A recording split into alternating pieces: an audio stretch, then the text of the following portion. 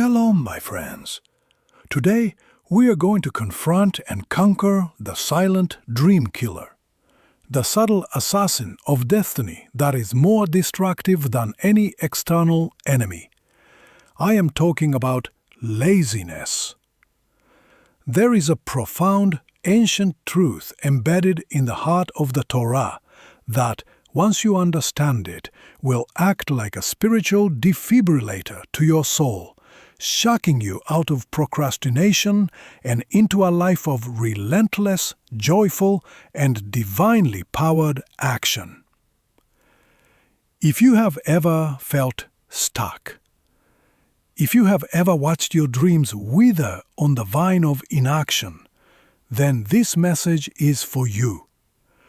By the end of this video, you will never see laziness the same way again, and you will possess a practical, three-step protocol to permanently eradicate it from your life.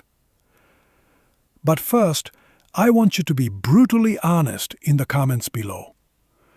What is the one important, life-changing thing you are procrastinating on right now? Is it starting a business? Writing a book? Getting healthy? Making that difficult phone call? Name it. Drag it out of the shadows and into the light. Confession is the first step to conquest. And as you do that, I invite you to join this sacred movement. We are building an army, 50,000 strong, of souls who are done with mediocrity and are ready to activate their full God-given potential. If you are one of us, then your first act of war against inaction is to hit that subscribe button. It is a declaration that you are ready to move. And for the elite warriors, the ones who are ready to lead from the front, who want the deepest strategies for mastering their inner and outer worlds, I invite you to become a channel member. This is our inner circle. Click the join button and step up. All right, let's get to the heart of this battle. I remember a period in my life, after I had achieved some success in business, where I fell into a deep, spiritual laziness. On the outside, everything looked fine, but on the inside, I was stagnant. I had a vision for a new community project, a school that would combine rigorous Torah education with entrepreneurial training. It was a massive, audacious goal, and it terrified me. The sheer scale of it paralyzed me. Every morning I would wake up, look at the mountain of work required, and I would feel an overwhelming sense of exhaustion. I would tell myself, I'll start tomorrow. I would busy myself with small, unimportant tasks to create the illusion of productivity. I would check emails, organize my desk, read articles, anything to avoid the main thing. Days turned into weeks, and weeks turned into months. My dream was gathering dust in the corner of my soul. I was a prisoner of my own inaction. My Yetzer Hara, my negative inclination, had me in a spiritual chokehold, and its weapon of choice was laziness. It was one of the darkest periods of my life, not because anything bad was happening, but because nothing was happening at all. The Torah has a name for this spiritual disease, atzlut. It is often translated as sloth or laziness, but it is much deeper than that. Atzlut is a state of spiritual paralysis. It is the feeling of being heavy, of being unable to move, of being disconnected from your own life force. The Yetzer Hara is a master strategist, and Absolute is its most effective and insidious weapon. Why? Because the Yetzer Hara's primary goal is not to make you a wicked sinner. Its goal is to make you ineffective.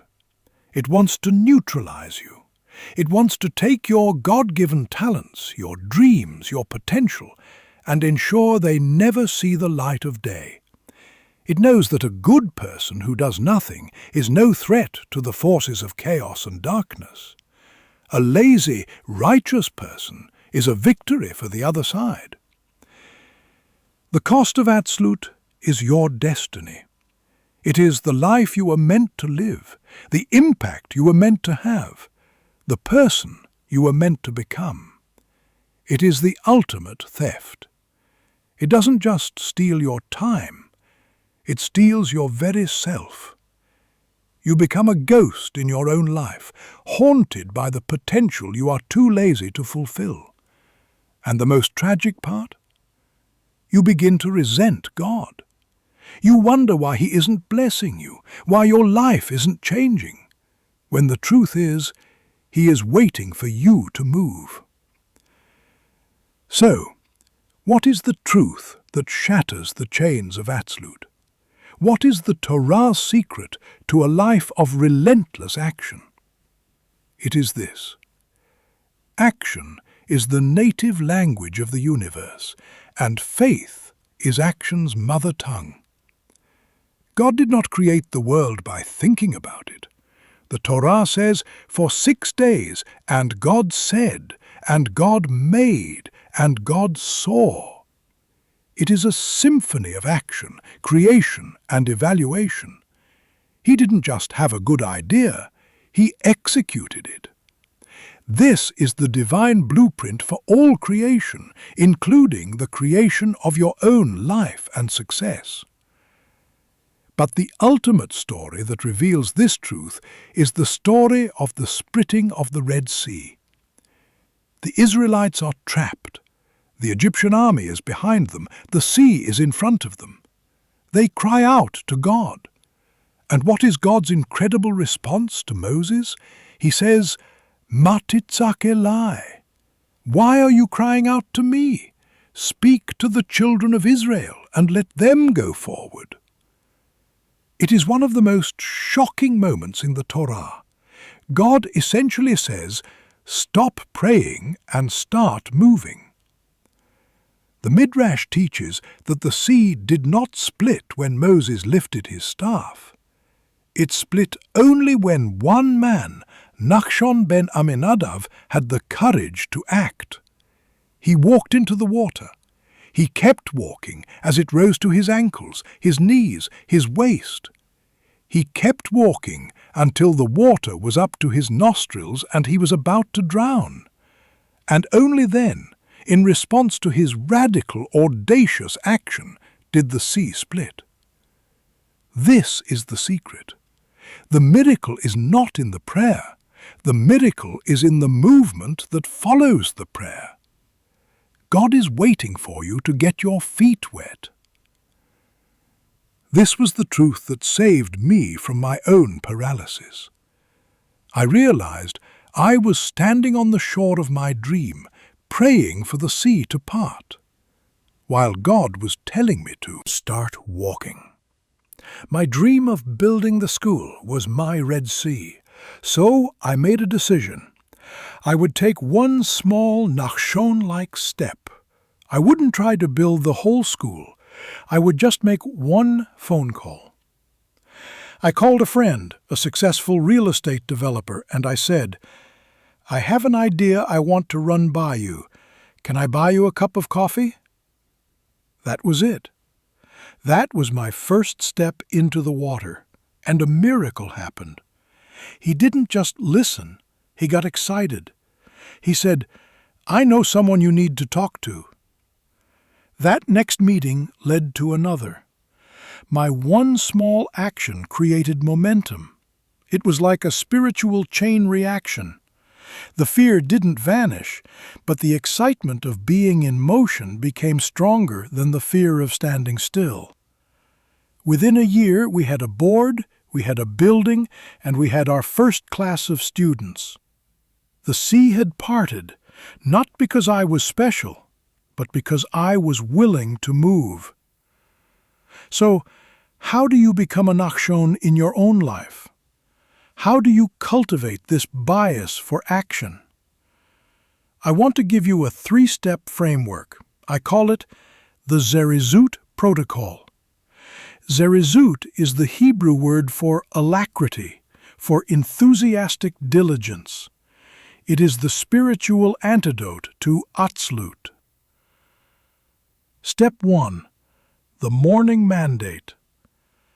The first thing you must do when you wake up, before you check your phone, before you do anything else, is to declare your mission for the day. You say, God, today I am your soldier. My actions today are my worship. Guide my hands, guide my feet, and let me be a force for your will in the world. This simple act reframes your entire day. You are no longer just going to work or doing chores. You are on a divine mission. Every task, no matter how small, becomes an act of service. This connects your actions to a higher purpose, which is the ultimate source of motivation. Step 2. The 5-minute war. The Yetzer Hara is a master of overwhelm. It shows you the entire mountain and says, you can't possibly climb that. And you don't. The way to defeat this strategy is to refuse to look at the mountain. You look only at the first 5 minutes of the path. Whatever your most important, most procrastinated on task is, you commit to working on it for just 5 minutes. Set a timer.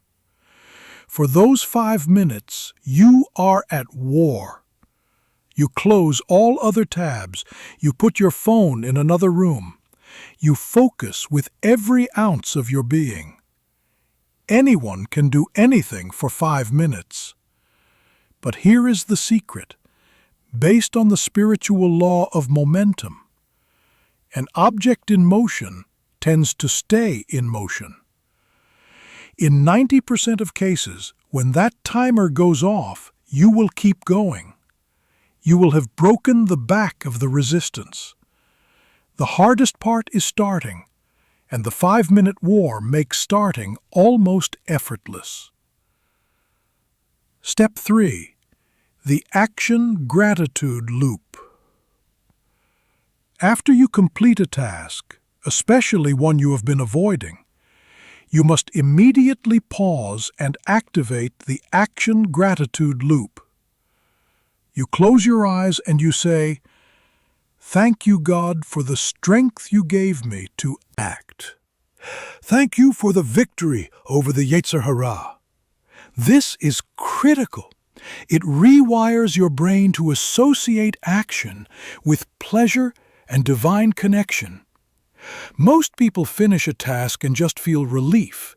You must feel gratitude. This gratitude becomes the fuel for your next action. Action leads to gratitude, which leads to more energy, which leads to more action. This is how you build a life of unstoppable momentum. Let me give you a powerful example from the Torah that will cement this principle in your soul. When God commanded Noah to build the ark, he didn't just make the ark appear. He told Noah to build it with his own hands over 120 years. Why? Because the act of building was part of the salvation. Noah's daily disciplined action of cutting wood, shaping planks, and assembling the ark was his statement of faith. Every hammer strike was a prayer. Every board laid was a declaration, "I believe the flood is coming, and I believe God will save me through this work." The people around him mocked him. They called him crazy. but he kept building. And when the flood came, the ark was ready. This is the lesson. Your daily disciplined action is not separate from the miracle. It is the mechanism of the miracle. When you sit down every day to work on your business, your book, your health, you are building your ark. You are creating the vessel that will carry you through the storm and into your promised land. Let's go to the advanced level. The Kabbalah teaches a concept called itaruta dilatata, which means arousal from below. This is the mystical teaching behind the Nachshon story.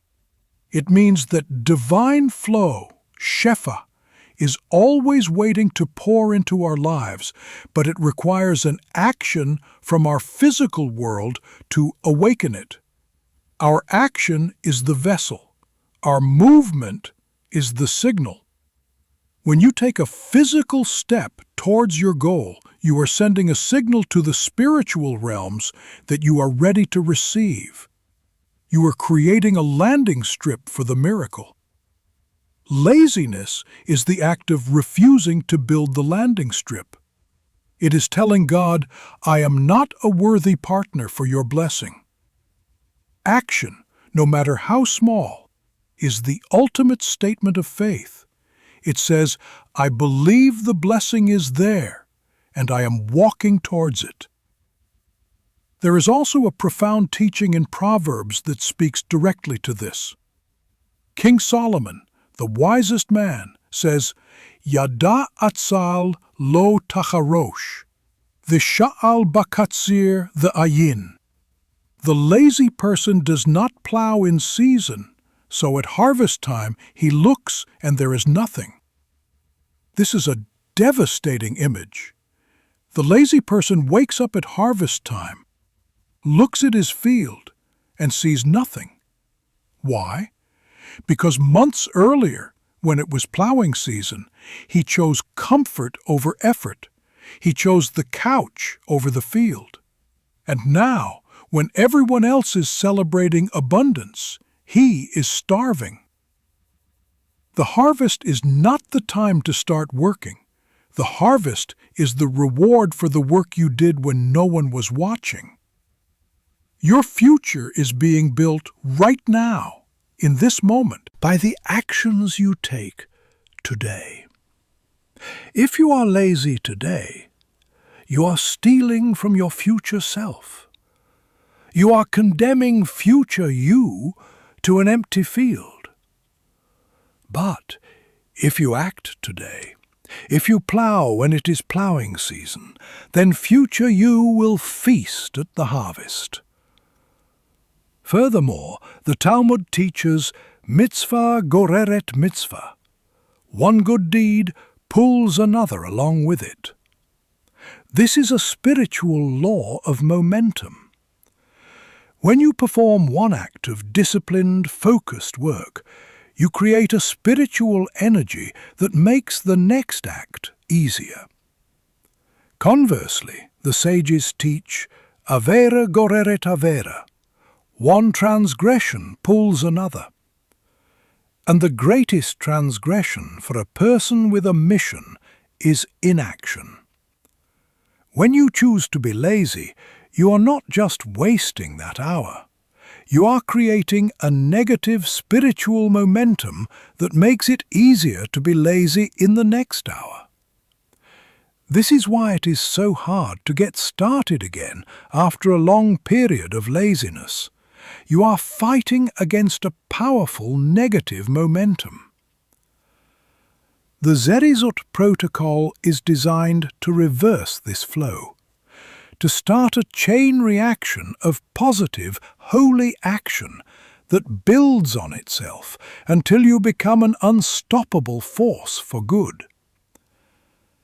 I want to share one more story that will inspire you to action.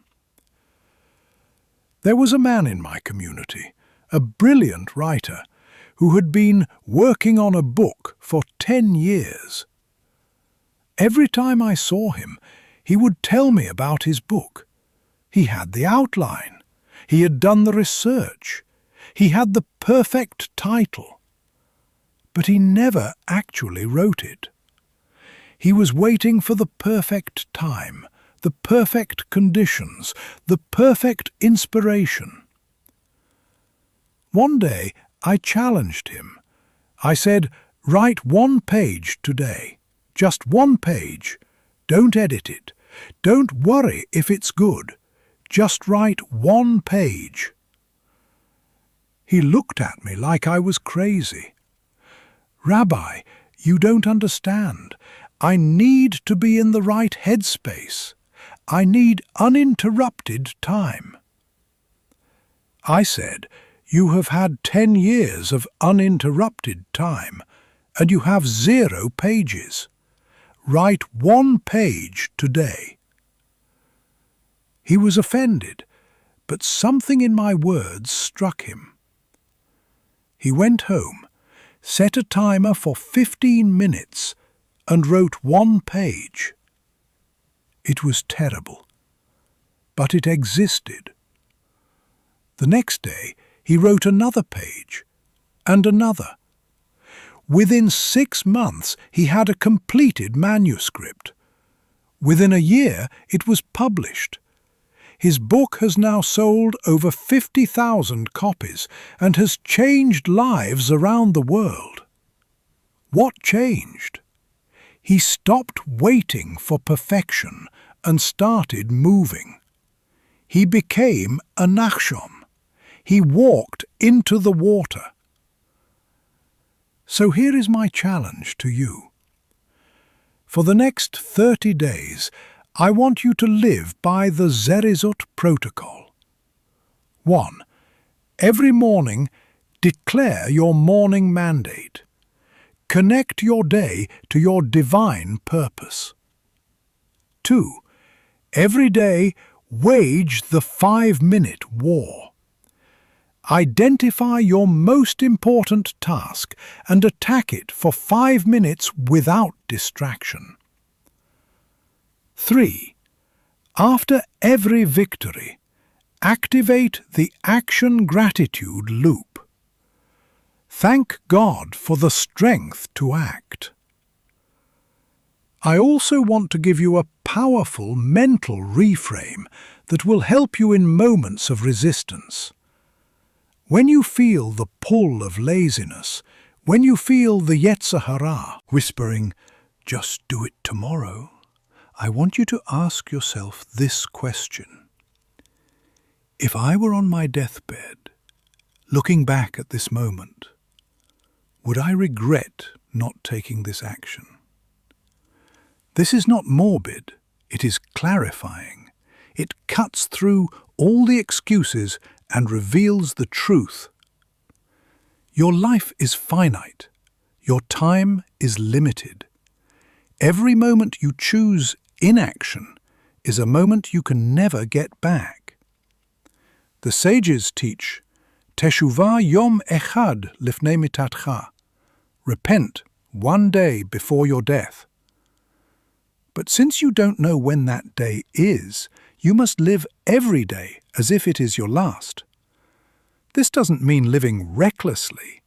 It means living with urgency, with purpose, with the knowledge that your time here is a gift, and wasting it is the greatest sin.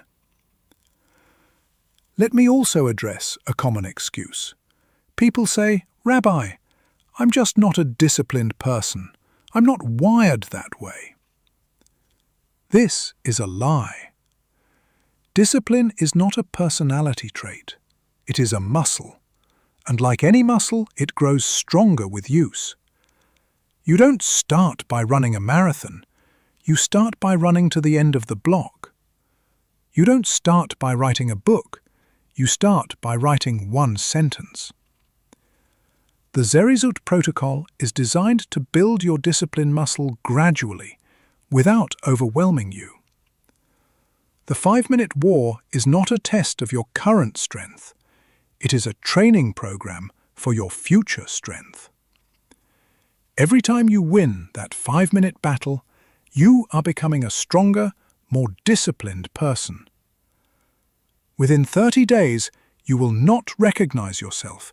You will have become a warrior. 30 days. This is not a self-help trick. This is a spiritual technology, a holy war against the forces of stagnation and mediocrity. Do this, and you will not just become more productive. You will become a different person. You will become a person of action, a person of power, a person who walks into the sea and commands it to part. You will never be lazy again because you will have tasted the intoxicating joy of being a co-creator with God. Shalom, and may you be blessed with the courage of Nachshon, the diligence of a master craftsman, and the relentless joy of a life in motion.